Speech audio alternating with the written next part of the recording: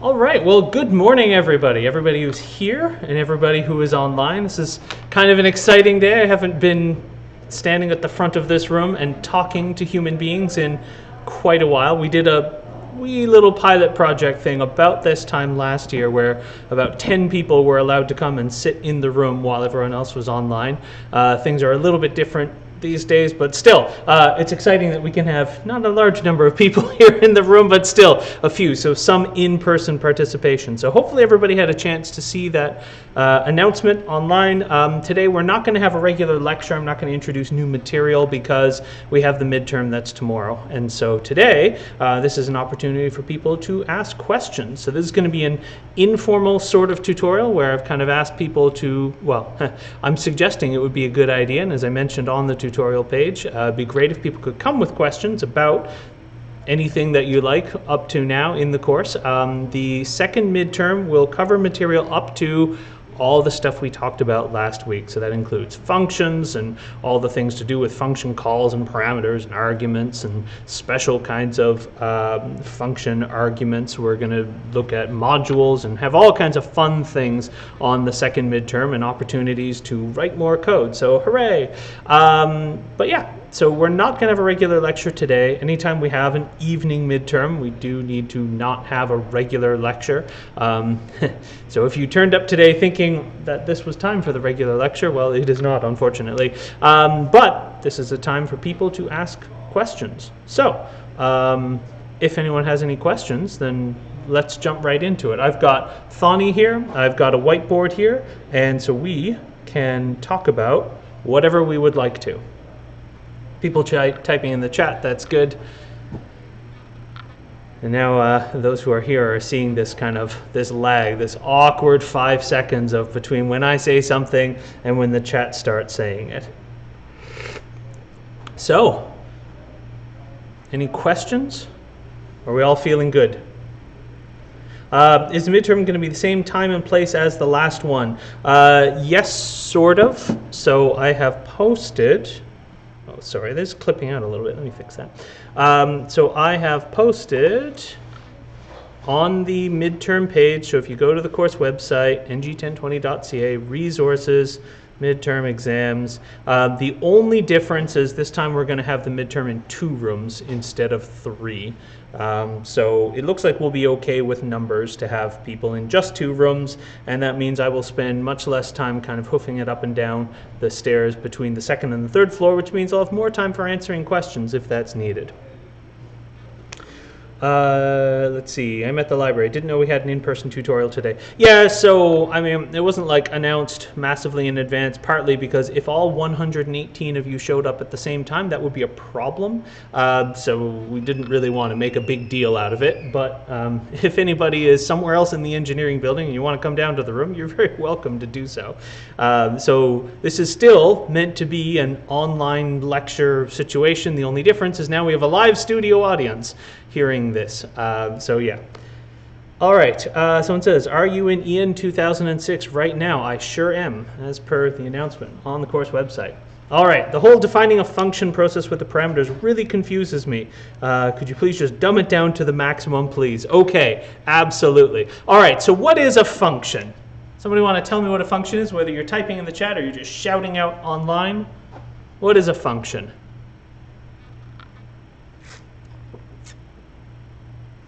Not everybody at once. And now we're waiting for that 5-second lag. All right, people are typing online now. All right, something that executes something. So that's a pretty good way to think of it. Any other ways to think about a function? There's lots of different ways we could describe these things. So something that executes something. We've got someone else typing here.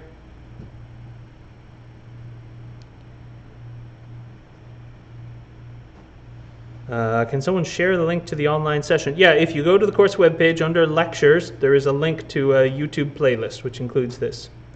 Let's see, it gives an output given an input. Yep, that's a good way to think of a function. So a function is kind of a little machine for executing code, executing Python statements. When we're using Python, it is something that takes inputs and it can give outputs. That's right. Let's see, little file organizers you can use over and over again. Yeah, so it's something that we can describe a procedure and create an abstraction that says the next time you want to know how to find the square root of a number, this is how you do it. And so let us call that function over and over and over. So every time we want to find the square root, we can call that square root function. Yep, good, good. A piece of code that can be called fantastic. So these are all really helpful ways to think about functions. Now we said that unlike mathematics, we don't think about functions in terms of something that can be directly substituted for another expression. So in math, we might have a function and we might say f of x, let f of x be defined as some expression in terms of x. And then whenever you see that expression, you can substitute f of x. And that's not quite how it works. In programming, we think of a function as something that's like a machine, takes an input, gives us an output. So semantically, we have a function has inputs, which are kind of places to put values, and it can give outputs. What do we call the places that a function can accept inputs? What do we call those? Go on, someone in the room can shout out, or while we're waiting for those 5 seconds of delay while people type in the chat. No? Yeah, parameters, good. So here, I've got an example of a function. It's called a function. How many parameters does this thing have? Or alternatively, yeah, so it's got one parameter, right? And that parameter is x. If I wanted to, I could say this function takes multiple parameters, and that would be fine. So if I run this code and define this function, if I try to call our function called a function, and I only pass in one value, well, it's going to give me an error, right? Because we have 3 parameters, 3 slots to take input. We need to put in 3 arguments. So an argument is what? So an argument is a value that we put into a parameter, and we use to initialize a parameter. So in this case, I could call a function, pass in 1, 2, and 3. And actually, let's do that here. So if I run this, I'm going to define my function, then I'm going to call my function. So I take my arguments, in this case there are 3 of them, 1, 2, and 3, and I pass them into my function, and I use them to initialize those parameters in order, x, y, z. And so we start running this function, and we have 3 local variables, x, y, and z, and they have the values 1, 2, and 3. Now, I don't have, so this function now refers to a variable called today and a variable called x. Do we see a variable called today in our list of local variables for this function? No, we don't. So where is that coming from? Yep. Oh, you can't see that very well from back there? Okay. All right, let's see if I can do this. Is that a bit better? Excellent. All right. And yeah, it's trying to get that balance of for the people that are here and the people online. But okay, so we're referring to a variable called today, but there is no variable called today defined inside of this function. So where does that come from? So if x, y, and z are local variables, yeah, exactly, global. So there is a global variable inside of this Python file called today. And so when a function wants to refer to a local variable or a global variable, it can. So today is 3.14159. Why is today 3.14159? Today's Pi Day. That's right. Happy Pi Day, everybody. And so 3.1415926 something something something.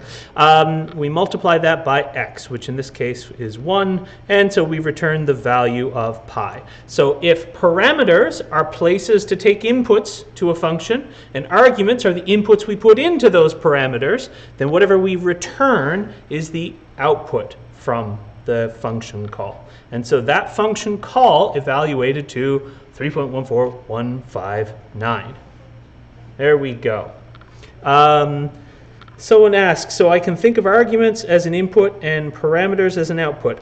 So arguments and parameters both have to do with input. So parameters are where the inputs go, And arguments are the actual input. So if you think of the analogy of a big toaster oven that's got 14 slots on the front to put bread, well, the slots are the parameters, and the bread or the English muffins or the whatever are the arguments. So the arguments are the things you put into the parameters. The outputs from our function, what the function produces, that's the value that we return from the function.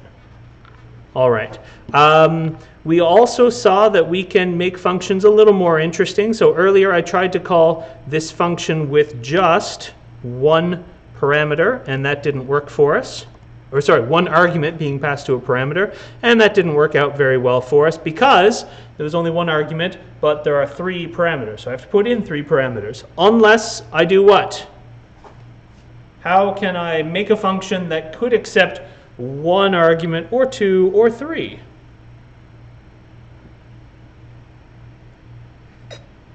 What could I give to these parameters when we define the function involving an equal sign? This is called a what? This is called a default argument. So we saw that parameters normally you have to have as many arguments as there are parameters, but we can have a default argument that we pass to a parameter if no other argument is given.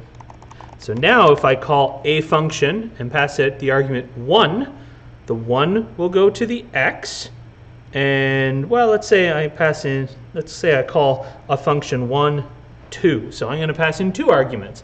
The 1 will go to the x, the 2 will go to the y, and I didn't have an argument for z. So instead we'll use whatever the default argument was. So now I can call a function 1, 2, and it runs just fine. Someone says, please tell us, how do we submit assignment 3? You submit it to Gradescope once I open Gradescope, which I just haven't done yet, sorry. I will do that though. Okay, can assign default argument follow on as a... Okay, so default arguments as well as keyword arguments, we have this thing where you can't cause confusion as this would do. So if I try to define a function in which I say, well, the first parameter has a default argument, the second one doesn't, and the third one does have a default argument, well, when I call a function 1, what would that mean? Is the 1 supposed to go to the x, or is the 1 supposed to go to the y? That's kind of confusing. So to avoid causing confusion, we definitely want to avoid confusion, right? So to avoid causing confusion, we don't allow a default argument. Once you start using default arguments, all the rest of the parameters have to have them too. Similarly, we can pass arguments as keyword arguments. Right? So in this case, I'm calling the function, well, let me build that first. A function 1, z equals 3. Sorry, typing in front of a live studio audience is always a little more stressful. So in this case, we're going to pass the 1 to the parameter x. We're going to pass 3 to the parameter z, and y will get whatever the default was. And so similarly, when we're using keyword arguments, once we start using keyword arguments, we have to use only keyword arguments from then on.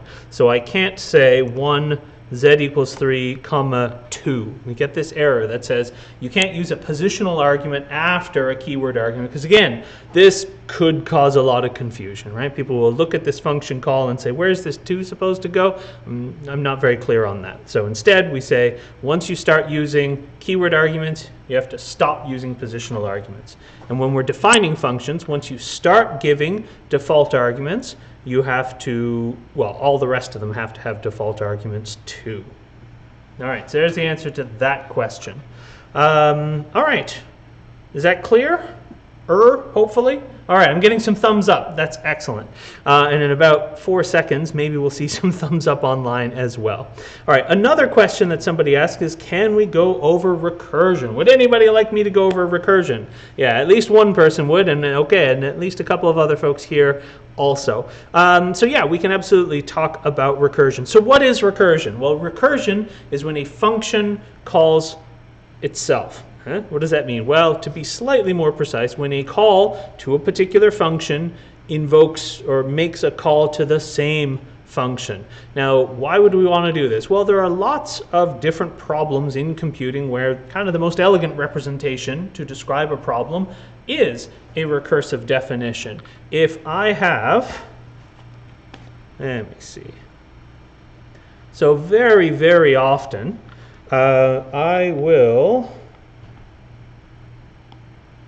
very often we have structures in computing that look kind of like this. So let's imagine that I have a directory on my computer, and that directory contains some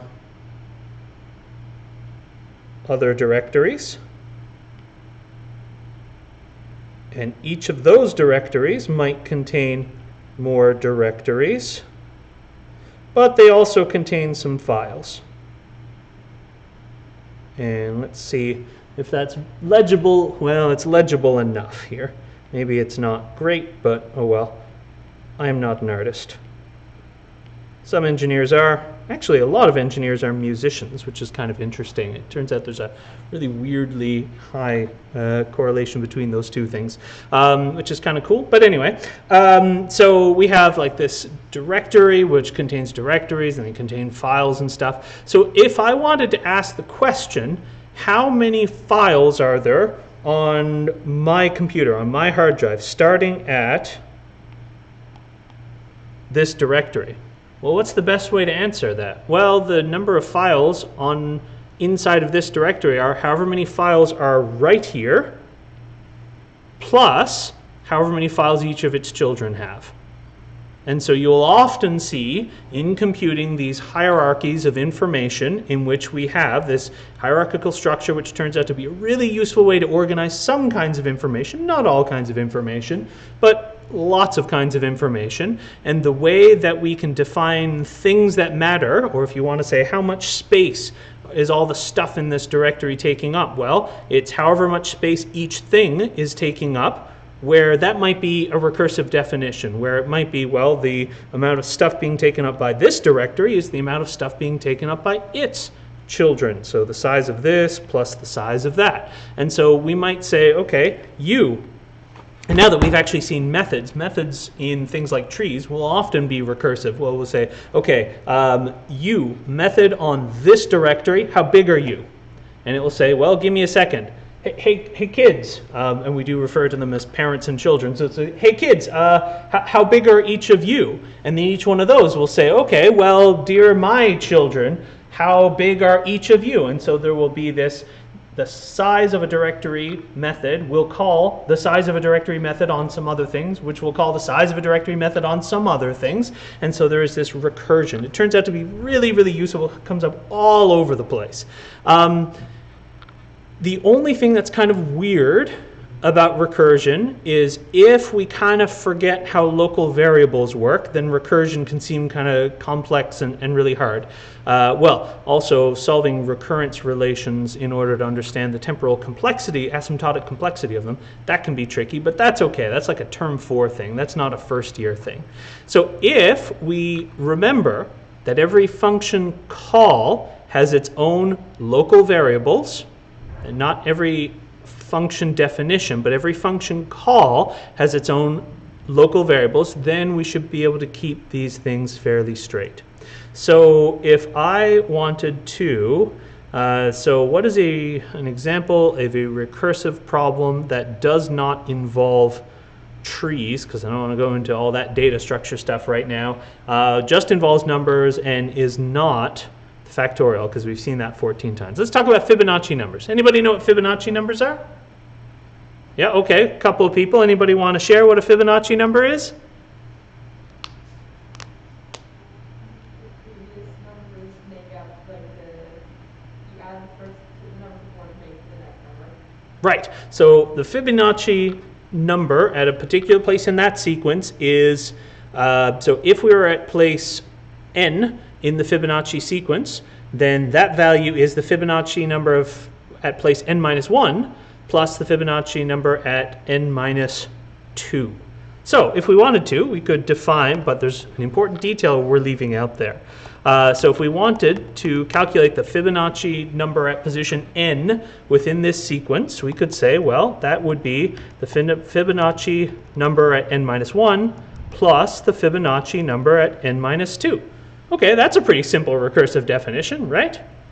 What's the only problem here? So what's the fifth Fibonacci number?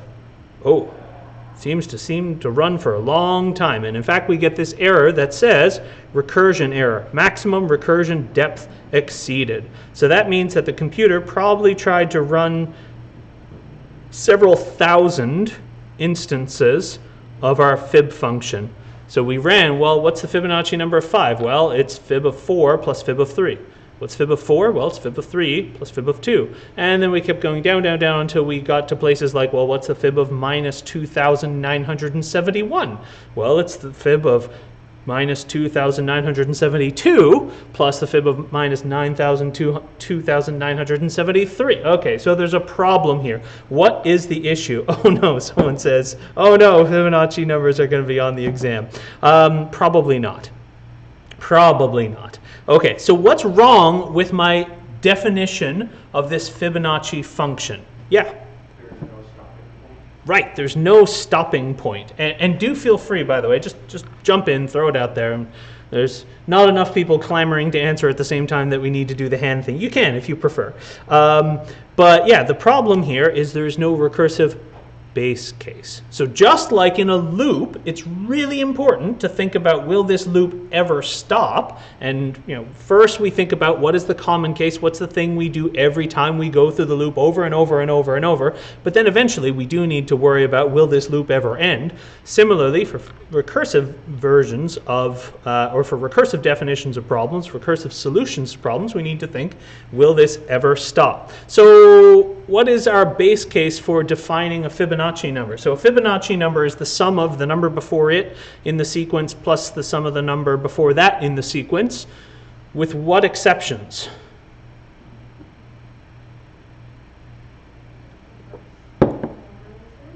Yeah, so the first, right.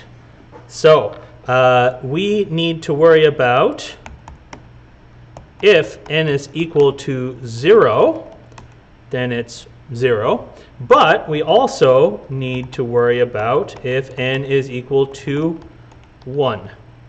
And we need to do that because if we calculate, well, what's the fib of 2? It's going to be the fib of 1 plus the fib of 0. If we calculate the fib of 1, we don't want fib of 0 plus fib of negative 1. So here we actually have to have two base cases because the recursion goes back 2 steps. So if n is equal to 0, return 0. Otherwise, if n is equal to 1, we return 1. And so now we can run this and find out that fib of 0 is 0, fib of 1 is 1, fib of 2 is 1, fib of 3 is 2, etc. In fact, let's write a little list comprehension and see what the first few Fibonacci numbers are. So how can I get a range that goes from 0 up to 50? Well, the clue's in the words that I use, isn't it? Yeah, it's a range function. All right. So if I want to, well, let's just look at the first 10. So range of 10 will give me a range that goes from 0 up to 9. So let's look at the first 10 Fibonacci numbers. So this is a list comprehension that makes a list, and that list will contain fib of I for where I goes from 0 up to 9. There we go. And so we can see 1, 1, 2, 3, 5, 8, 13, 21, 34. Yeah, that kind of sounds like Fibonacci's, doesn't it? Well, 1, 1, 2, 3, 5, 8, those are kind of the ones that I have off the cuff, and the other ones, well, I guess I'd have to do some math. So there we go. So we have written a recursive function. And the reason that this works is because, so let's define these functions, but when we call fib, we pass the value 5 into fib, and so n is not equal to 0, n is not equal to 1, so we're going to have to, each call to the Fibonacci function is actually going to call fib twice. So this is going to have a whole lot of recursion, in fact. And so we are going to compute, well, what is n minus 1? It's 4. So we're going to call fib of 4, which means that we keep these local variables for our first call to fib, which had n was 5. We're going to keep those local variables separate from these local variables. This call to fib, n is equal to 4. There's going to be other calls to fib with lots of other different values. And in fact, there's going to be lots and lots of calls to fib because every level we go deeper in this figuring out what the Fibonacci number is doubles the number of calls. So it's actually a really inefficient way to define it, but that's okay because we're not interested in fast, we're not interested in efficient, we're just interested in correct for now. Okay, so as long as we remember that every function call has its own local variables, then we should be able to keep this whole recursion thing straight. So if you were doing a problem on an exam in which you had to look at something that was recursive, a recursive definition of a function, and figure out what it does, well, you would want to, when we call the f of 3, say, then on the side you might want to keep track of, okay, if we know that our function f has variables called n and x and y in it, well, these values are for this function call. Then if you find that we call f of 2, well, it has its own n and x and y, or whatever the local variables in that function are. So as long as you keep track of each call's variables separately, figuring out a recursive call and what it does shouldn't be too bad.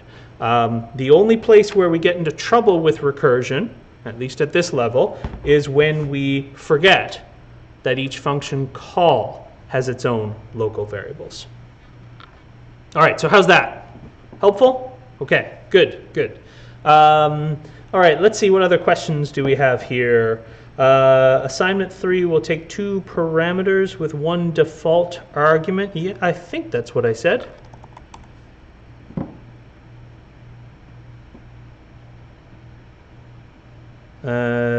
Yep, I think I said something here about a default argument. Yeah, there we go.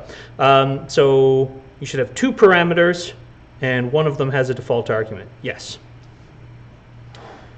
Okay, is there going to be much about plotting on the exam? No, there's not. So at this point in the course, we have introduced the idea of modules, and we've introduced the idea of objects and methods. So we're all set to start talking about plotting, but we haven't really talked about plotting. I sort of introduced, hey, here's one example of an API that uses objects and methods and stuff, but we haven't actually talked about plotting. So if you're looking at that previous midterm 2 in which I said figure out the values that will produce this plot, well, I'm not going to ask you to do that because we haven't actually really gone into any detail about plotting.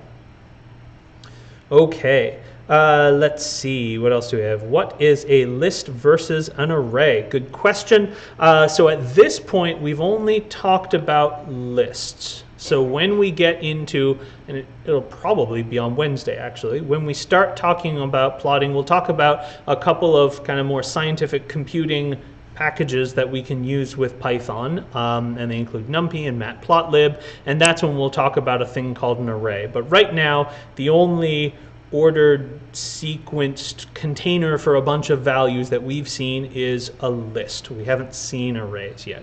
Arrays behave a lot like lists. The only thing is they have more constraints. So all the values in an array have to be the same type, for example. Whereas in a list, if I wanted to, I could have a list with an integer and a character and a floating point value, and that's no problem at all. So lists have a bunch of values inside them. The values don't all have to be of the same type. An array, that's different, but it's okay. We haven't really talked about lists yet. Sorry, we haven't talked about arrays yet. We've definitely talked about lists. Okay, can you go over modules and the first question from Top Hat called imported X? Sure. So, let me...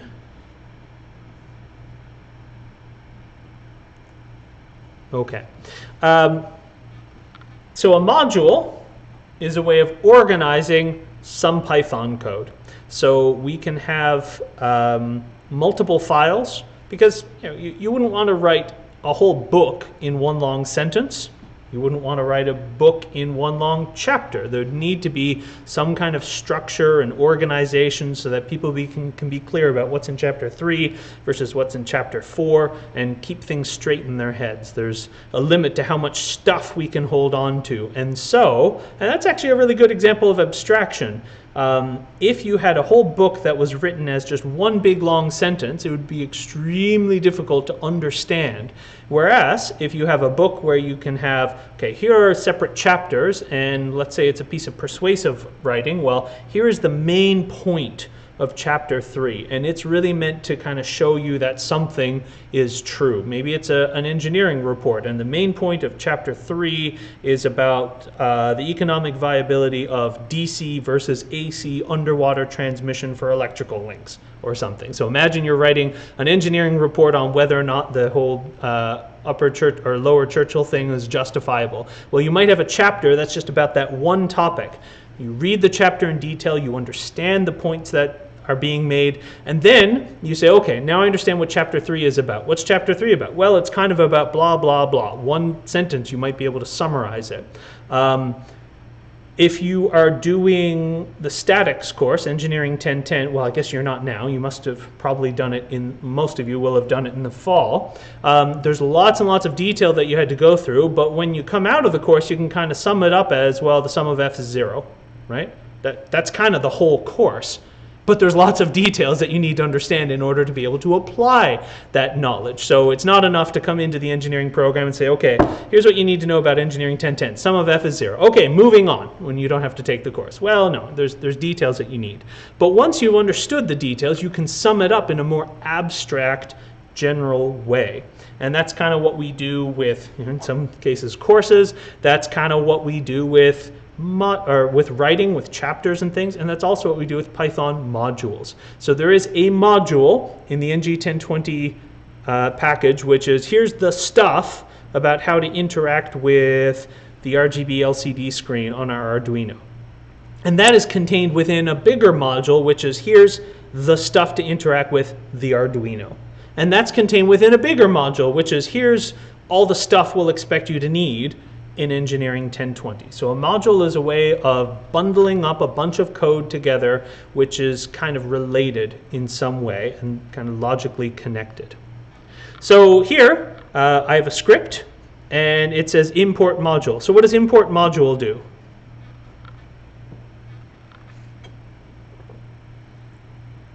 What does import module do? Or what does import module cause the Python interpreter to do?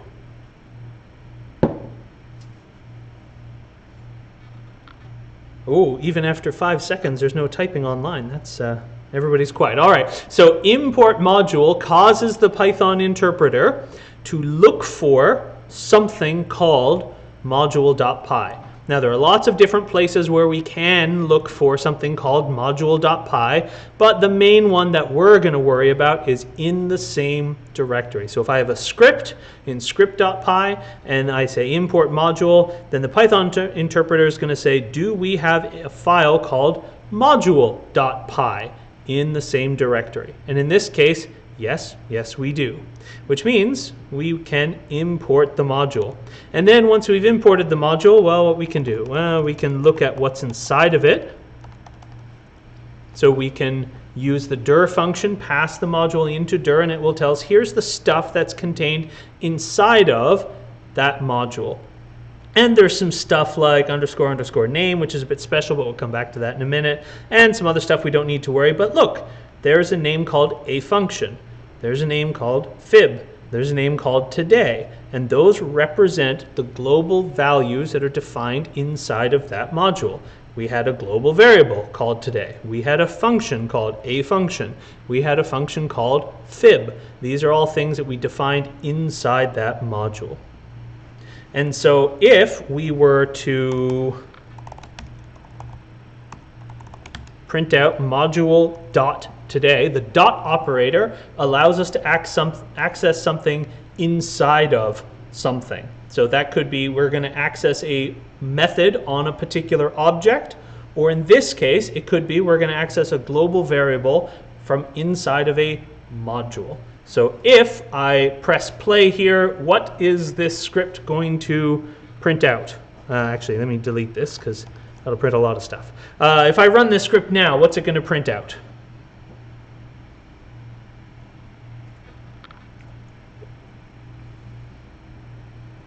Now, it depends on what the value of today was in the module.py file. Anybody remember what the value of today was?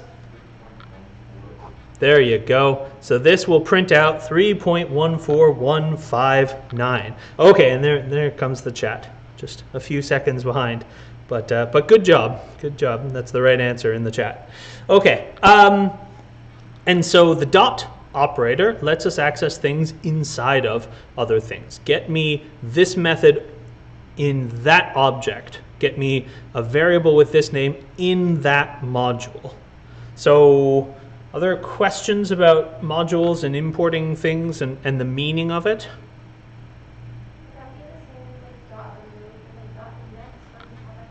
Yeah, great. So if we have, for example, here's a list, 1, 2, 3, hello.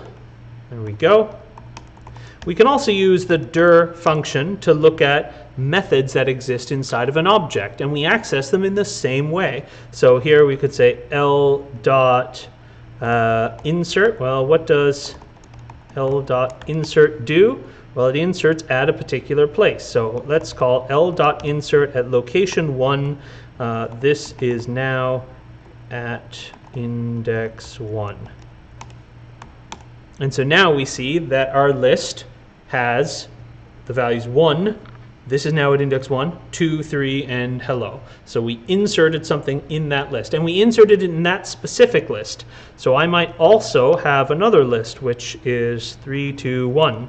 And so I've got my list, and I've got this other list. If I call L2.pop, for example, that will remove the last element. Well, it'll remove, well, let's look at what it does. It will remove something which by default will be the last element, but I could choose a different index if I wanted to. So it'll take something out of a list. So it's kind of like remove in that way.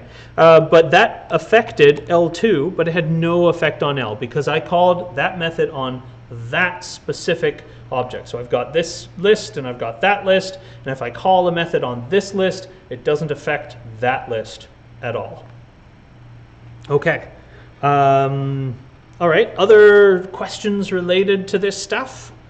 Importing modules, calling methods. We've kind of segued into methods. No? All right.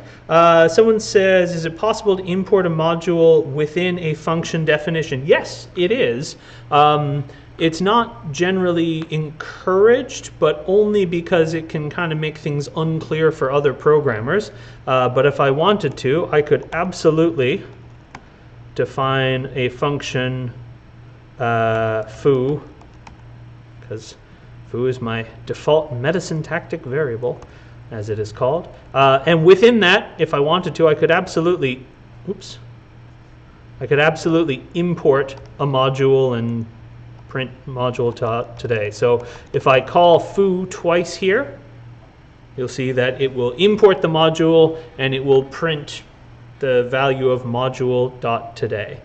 Now, the Python interpreter will do some clever things behind the scenes to make sure that we don't actually have to go looking for this module twice. It won't go looking all over the hard drive. It's smart enough to remember, hey, the last time you asked me to import the module, I found it over here.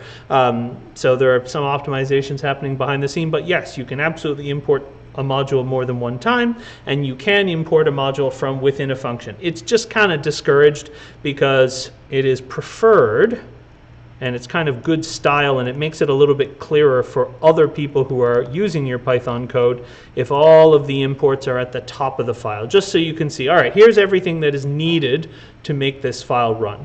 But it's not a requirement of the language. So if it's called inside a function, it won't be accessible outside the function unless it's called as global, right? That's right, yeah. So if you import something inside of a function, then it's a local variable. And so, yeah, it's not accessible outside the function. Yeah, good point. Okay, let's see. Can you go over how to use name versus main? Yes, so one of the things that we saw when we imported module here, so we did see a bunch of things that have underscore, which mostly we're going to kind of ignore. I mean, if you're curious, you can look at them. So module dot underscore file underscore. Well, that's the path where I found this module. So this module is found at users John documents teaching 1020 website content tutorials 3 module.py. So if you're curious, then you can find that stuff. But there's also this underscore name. So when we import a module, it will tell us that the name that this module was imported as is module. That's something that we don't typically use very much, but one way that we can use that, or we will sometimes use that,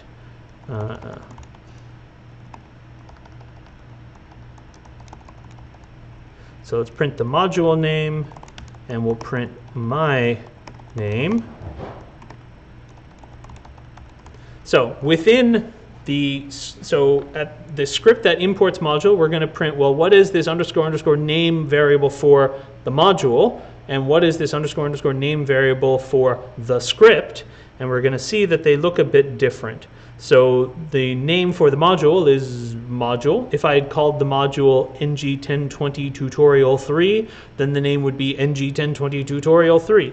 But for the script, this name variable, and these things that start with 2 underscores and end with 2 underscores, part of the reason we kind of leave them alone is they're names that are typically defined for us by Python, and they have like special quasi almost magical meaning. But one thing that the name variable tells us is whether or not we are running as a script. So if you have a Python file that is running as a script, then its name will be main with 2 underscores. So this file, module.py, I am a module. My name is... So we could run this file as a script. There's no difference syntactically between, well, what's a Python script and a Python module. They both just are Python files. So I can run this module as a script, and it says I'm a module. My name is underscore main. Well, I am a file, maybe. My name is main. If I run this script that imports module, you'll see it still prints out I am a file, but now its name is module. So when a file is loaded as a module, when it's imported as a module, that name variable is set to the name of the module. Whereas when a file is run as a script, then the name variable is set to underscore main underscore. And so the thing that we do with that is sometimes we will have a file like, so in our module, we might have some test code that we want to run, but only when we're running this thing as a script. So if name is equal to main, then we might want to do some tests in here. Maybe we prompt the user for an input. So we ask the user what is the value of n, and then we print fib of n is fib of n. Right, so maybe that's some test code that we want to run. I want to find what is the Fibonacci value at location 10, and the answer is 55. Well, that is something that we don't want to happen when we just import the module. We don't want test code to run that then expects a user to be sitting there and typing on the keyboard, because maybe there's no user sitting there to type on the keyboard. Let's see. So if you had import module at the top and then defined a function in the same file, would the import module carry over if you import the defined function to a new file? I'm not 100% sure what that question is asking, unfortunately. Maybe try to ask it in a slightly different way. But certainly, if you're asking about if you import something and then that imports something, well then yes, whatever names are defined in a module are accessible when you import them. Whether those names were defined locally or they came from some other module doesn't matter. Whatever names are defined in a module become accessible. Maybe that's what you're trying to get at. Can I import modules document then the code print? Module name, document dot name. Yeah, sure. So import module as, and here let's call it document instead of calling it module. There we go. So the underscore name still tells us that this module is actually named module, but we can refer to it locally as something different if we want. Let's see. For assignment 3 cipher, do we need to output a single string or the list of the shifted characters? A string, single string. Could you explain the difference between print and return in a function? Yeah, sure. So we said that a function takes inputs and gives outputs. Well, return is how we give output. So if I want to call the fib function and get something here, so fib of 5 is equal to fib of 5. Well, I get the result of the fib function, the result of calling this fib function, and the value that that evaluates to is whatever the function returns. Printing has absolutely nothing to do with it. Sometimes it is convenient to use print when we're trying to like figure out what the function is doing, and sometimes you'll like print, I got here before the code broke, or I got here before the code broke, and that is a practical thing that sometimes gets done before we really learn about debuggers and using them effectively, at least. But let's be honest, I mean, sometimes I hack on operating system kernels, and I have been known to stick a printf in like an OS kernel, because sometimes debugging weird things in weird situations is complicated. So it happens even when you're talking about very, very deep things. But so we can use printf to output information for a user or output information for somebody who's developing software or debugging software. But print really has nothing to do with the value that a function evaluates to. So for example, in this assignment 3, I've asked you to return a string that contains the shifted output. Now you can print stuff too if you want, but I'm going to completely ignore whatever gets printed. Whatever gets printed is just kind of like information for you. That has nothing to do with the actual result of calling the function. And in general, it is good if we don't have extraneous printfs all over the place. So here, if I import the math module, and then I say, dear math module, what is the square root of 24? Well, I just want it to return a number. I don't want it to print out, I had to calculate this in 17 steps, and the result of the first step was this, and it wasn't quite close enough, and therefore I tried this, and that wasn't quite close enough. And you know, we don't want all that stuff. We just want to say, dear square root function, what's the square root of 24? And it says the answer is 4.898979448, blah, blah, blah, blah.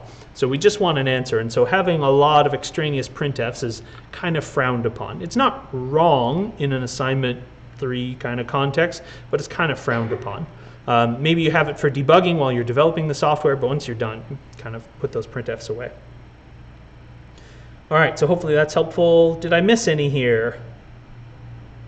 Can you tell us what to expect in the midterm? Yeah, I mean, it'll look kind of like midterm 1, except it'll have more topics. So I will ask you things like, you know, which of these terms most closely describes this, or something like that. I will ask you to produce a little bit of code. I will ask you to analyze a little bit of code and explain. You know, I might ask you, you know, which of these things is wrong and why, something like that. I might ask you to implement a little bit of Python code. I might ask you to draw a flowchart that corresponds to. I probably won't do that because I did that on the previous midterm. But it'll look kind of like the first midterm. It's just in the first midterm we hadn't covered functions and we hadn't covered modules and we haven't covered a bunch of stuff. So now we'll have covered those.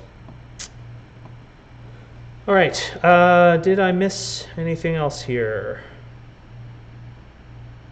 What is the lecture range for this midterm? Everything up to, well, everything.